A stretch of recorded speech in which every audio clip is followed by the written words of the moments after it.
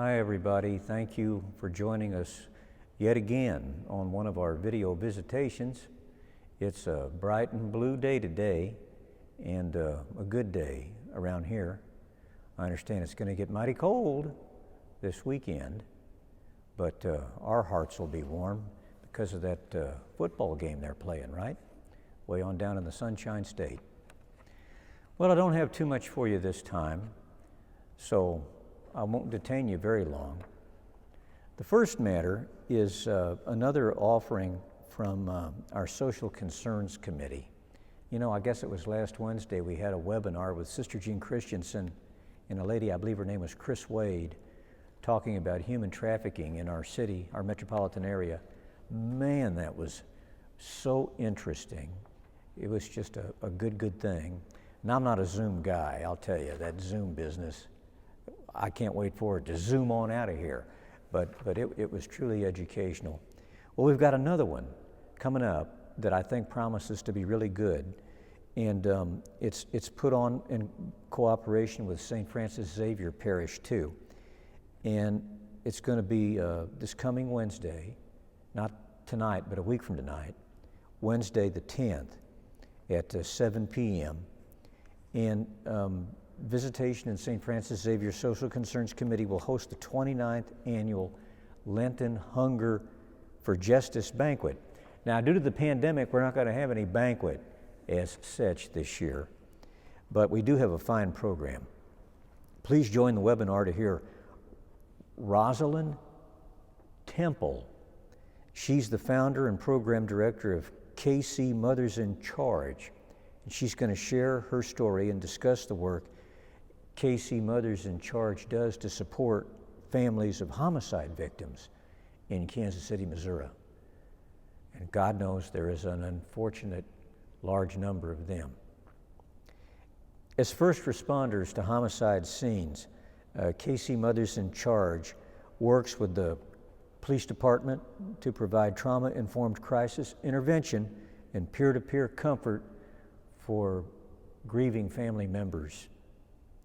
In 2020, Kansas City experienced an alarming trend with a 15% increase in homicides last year. You can find the link for this webinar in the email sent with the video visitation today, as well as on our social media channels and our website in the coming days.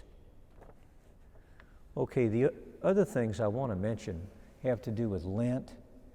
You know, Lent's going to be a little bit different because of that pandemic. It just affects almost everything we do liturgically. So, Ash Wednesday is, I ought to know, the 17th?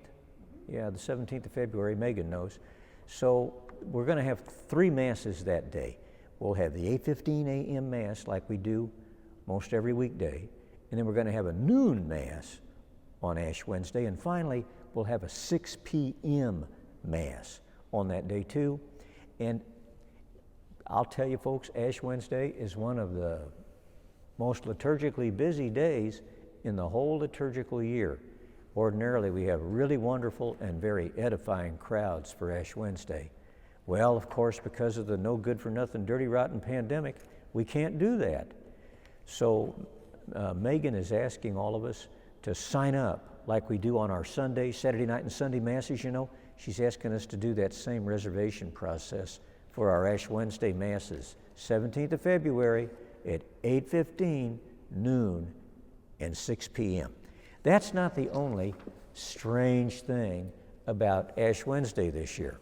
You know ordinarily how you come up to the minister and they impress ashes on our foreheads,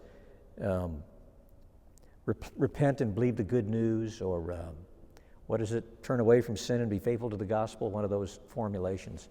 Well, this year we can't do that, you know, out of hygienic common sense and also even by direct order of the bishop.